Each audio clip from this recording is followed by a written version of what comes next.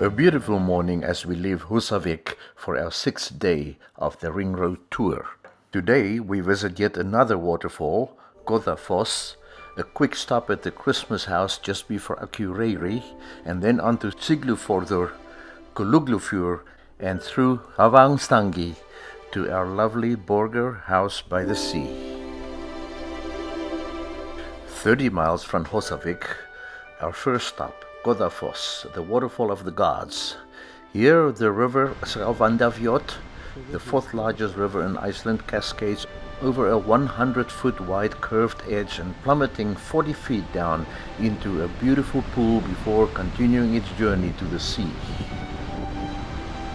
When Iceland was first settled in the 9th and the 10th centuries, the vast majority were Norwegians who followed the Old Norse religion, worshipping deities like Thor, Odin, Loki, and Freyja.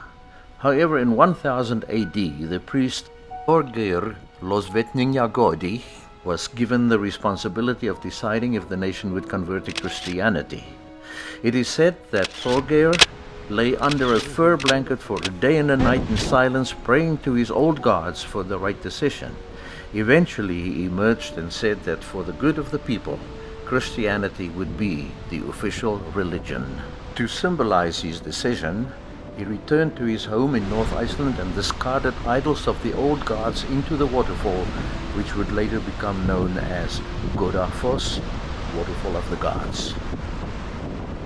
Having almost 300 miles to drive today, we got into the van shortly. 25 miles further, we entered the first of 5 tunnels for today. The 5-mile-long Vallaheiði tunnel just before the town of Akureyri bypasses the precipitous Vukarskard mountain pass, a hazard for drivers in bad weather. The tunnel shortens the ring road by 10 miles. Almost immediately after exiting the Vallaheiði tunnel, we cross over the southernmost part of the Eyjafjörður, the longest fjord in Iceland.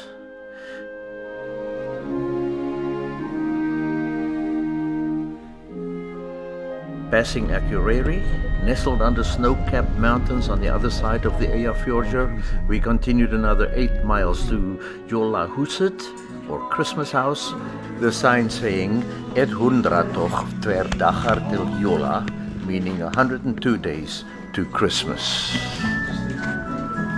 Immediately we were immersed in what I assumed was Icelandic Christmas music.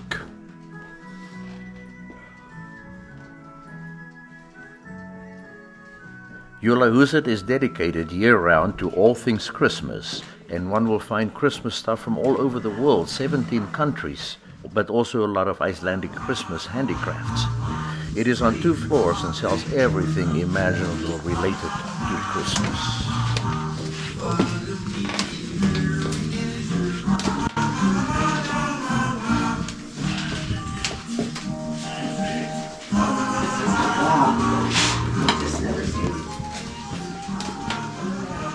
Downstairs I found a cave with a gorilla inside. Gorilla is a cannibal troll, much feared by Icelanders. She is the mother of the Icelandic Yule lads and eats children who behave badly. In Iceland they have 13 Yule lads, which are quite different from our Father Christmas or Santa Claus. Outside the Christmas house I found Jólagarðurinn, the Christmas garden with benches and a lot of Christmassy stuff. I enjoyed sitting there in the rare, beautiful sunshine. There's a 60-foot tall tower and a miniature replica of a turf church. In the olden times, houses and churches in Iceland were built out of turf, and there are only 6 turf churches left in Iceland now. Barely 20 minutes later, we entered the beautiful town of Akureyri. Akureyri, Iceland's second largest city, is considered Iceland's capital of the north. Actually, calling Akureyri a city is something of a misnomer since the population is only around 19,000 people. Despite this small population, Akureyri boasts a fantastic culture all unto itself. The city is home to numerous museums, art exhibitions, and designated green spaces, but the most distinctive landmark of Akureyri is Akureyrarkirkja, a Lutheran church that towers over the city center. Akureyri Church was built in 1940 by Iceland's state architect, John Samuelsson, the same guy who designed the famous Hillgrímskirkja in Reykjavik. Here, also using the hexagonal basalt columnar design we saw a few days ago in Reynisfjara, the black sand beach.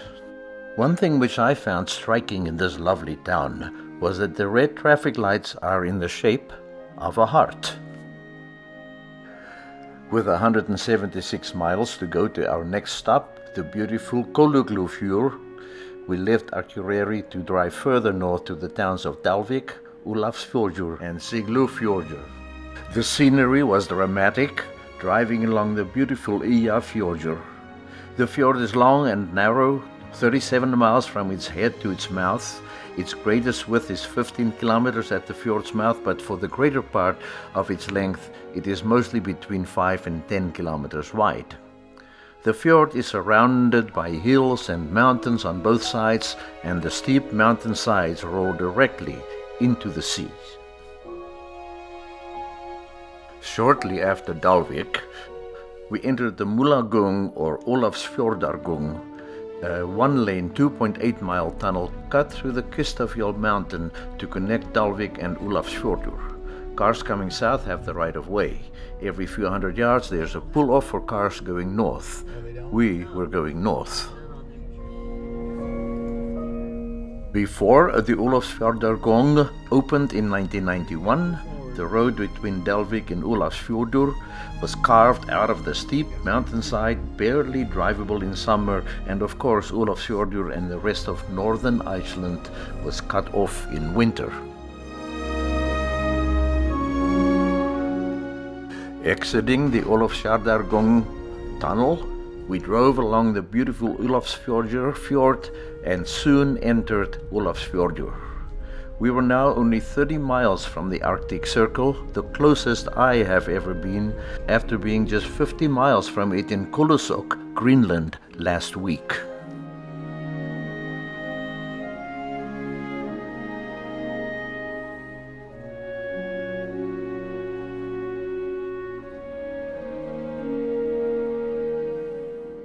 After Ólafsfjörður, we entered the Heiðinsfjarðargöng, a tunnel connecting Ólafsfjörður and Siglufjörður. Heiðinsfjarðargöng are in fact two tunnels, with the beautiful Heiðinsfjörður in between. The first tunnel is 4.5 miles long and the second 2.5.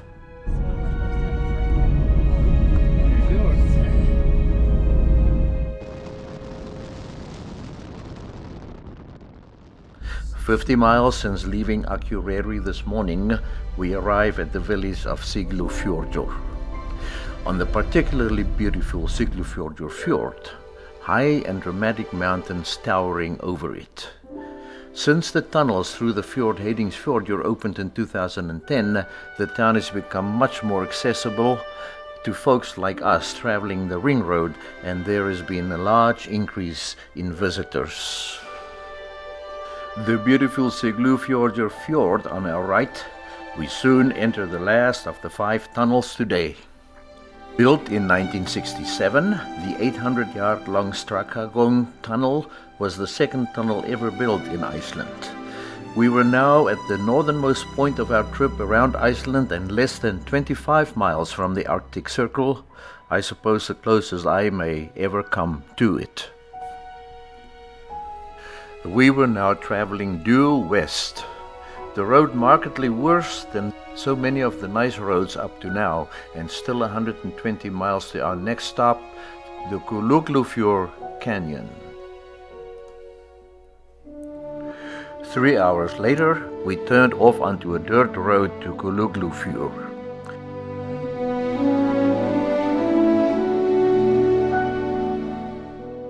We were pleased to have Kolugljúfur almost to ourselves, and we were able to launch the drone for some beautiful images from the air.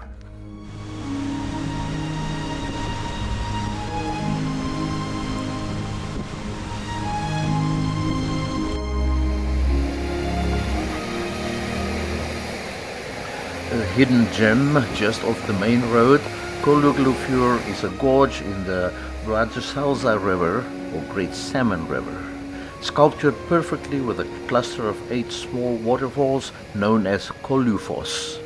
The Kolugljúfur Canyon is about 150 feet deep and just under a mile long.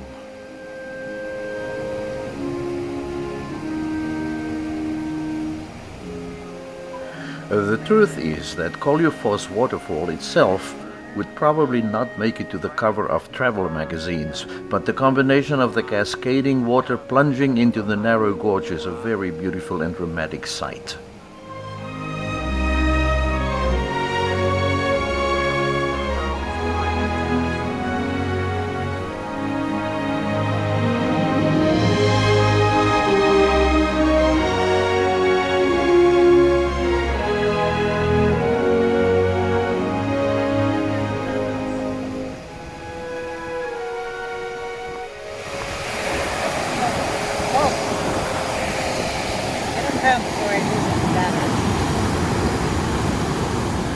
Only another 54 miles to go to our accommodation for tonight.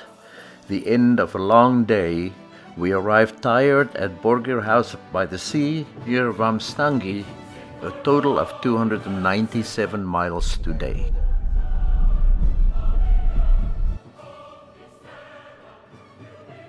No. What do you see? Yeah, but what do you see? I see lamb chops. All right. What is that for, Billy? That's for my COVID. Most of us are still recovering from COVID, so this wonderful meal could only be topped by the magnificent show tonight right outside our front door.